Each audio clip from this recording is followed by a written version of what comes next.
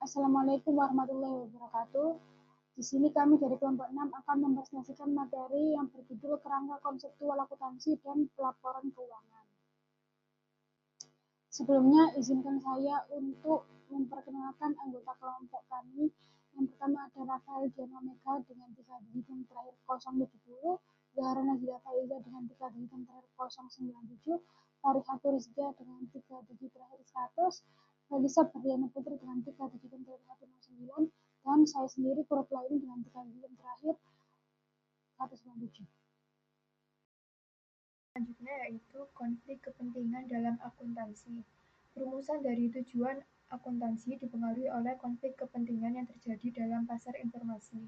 Dalam hal ini, setiap pihak yang memiliki kepentingan terhadap informasi akuntansi memiliki kebutuhan serta tujuan yang berbeda.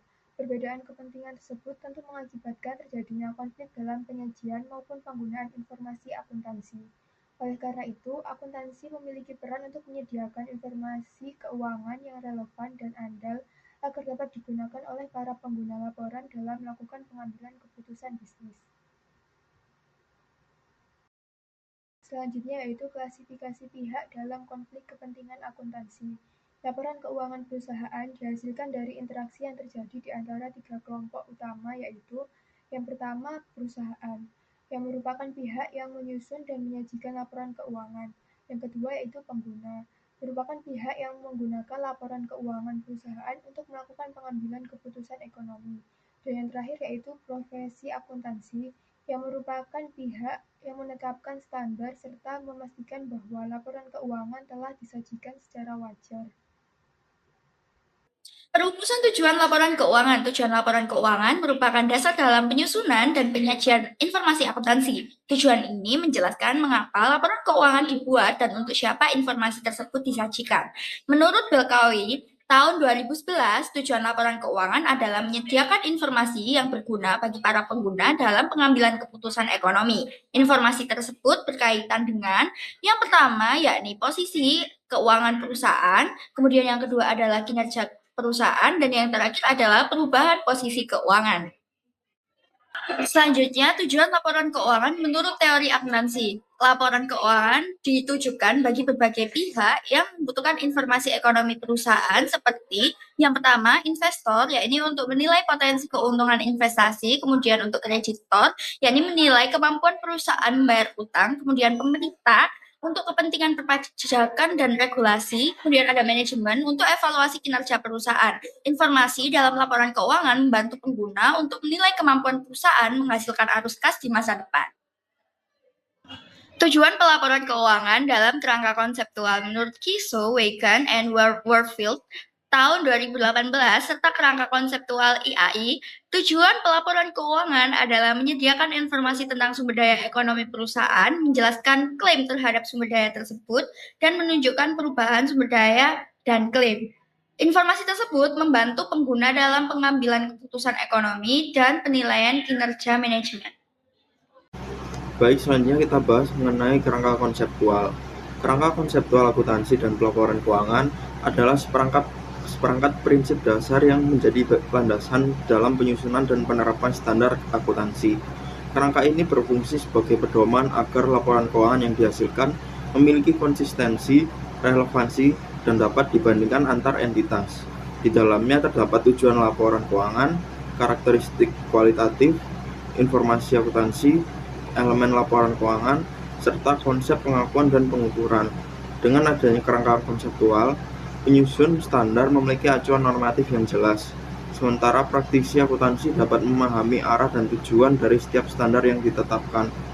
Kerangka ini juga membantu mengurangi konflik kepentingan karena memberikan dasar yang objektif dalam menentukan kebijakan akuntansi. Selanjutnya, kita akan masuk ke materi tentang perluasan pengungkapan informasi melalui laporan-laporan lain. Yang pertama ada informasi pelengkap atau supplementary information.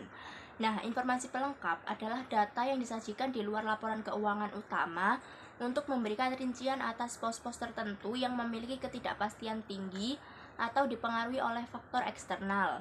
Berdasarkan teori akuntansi, informasi ini seringkali mencakup akuntansi perubahan harga untuk menunjukkan dampak inflasi terhadap nilai aset, atau pengungkapan cadangan sumber daya alam. Tujuannya adalah untuk mempertahankan relevansi informasi ketika biaya historis tidak lagi mencerminkan realitas ekonomi saat ini. Selanjutnya ada diskusi dan analisis manajemen atau Management Discussion and Analysis or MD&A. Ini adalah laporan naratif di mana pihak manajemen memberikan interpretasi terhadap kondisi keuangan dan hasil operasi perusahaan. MD&A bersifat interpretatif. Manajemen menjelaskan alasan dibalik fluktuasi angka, membahas likuiditas, sumber daya modal, serta mengidentifikasi tren atau ketidakpastian material yang dapat mempengaruhi kinerja perusahaan di masa depan. Ini berfungsi sebagai jembatan antara data kuantitatif dan realitas operasional. Yang ketiga ada pelaporan tanggung jawab sosial atau social responsibility reporting. Dalam teori akuntansi modern, perusahaan dipandang memiliki kontrak sosial dengan masyarakat. Laporan ini mengungkapkan eksternalitas ekonomi yang dihasilkan perusahaan, baik positif maupun negatif. Isinya mencakup kontribusi terhadap lingkungan seperti pengelolaan limbah, praktik ketenagakerjaan yang adil, dan keterlibatan komunitas. Informasi ini penting karena risiko lingkungan dan sosial kini menjadi faktor penilaian risiko investasi yang material. Laporan selanjutnya ada pelaporan segmen atau segmen reporting. Bagi entitas yang memiliki berbagai lini bisnis atau beroperasi di wilayah geografis yang berbeda, laporan agregat seringkali menyamarkan variasi kinerja. Pelaporan segmen menyajikan rincian pendapatan, laba rugi, dan aset untuk tiap-tiap unit bisnis atau wilayah. Hal ini memungkinkan pengguna laporan untuk mengevaluasi kontribusi masing-masing segmen terhadap profitabilitas dan risiko perusahaan secara keseluruhan. Laporan yang terakhir ada ramalan keuangan atau financial forecast. Jadi, ramalan keuangan adalah informasi mengenai ekspektasi kinerja perusahaan di masa mendatang. Berbeda dengan laporan keuangan yang bersifat historis atau backward looking, ramalan ini bersifat prediktif atau forward looking. Pengungkapan ini mencakup proyeksi pendapatan, laba bersaham, atau pengeluaran modal berdasarkan asumsi manajemen tentang kondisi ekonomi mendatang, yang bertujuan untuk membantu investor dalam pengambilan keputusan alokasi modal. Selanjutnya mengenai taksonomi karakteristik normatif yang harus dicerminkan oleh pernyataan-pernyataan akuntansi. Berkawi mengidentifikasi ada 3 model taksonomi umum mengenai karakteristik normatif yang diinginkan dari pernyataan-pernyataan akuntansi. Yang pertama ada karakteristik formasional, yang ini tuh berhubungan dengan kualitas pernyataan dan penilaian akuntansi itu sendiri, serta kegunaan yang diberikan dan sifat dasar pernyataan tersebut.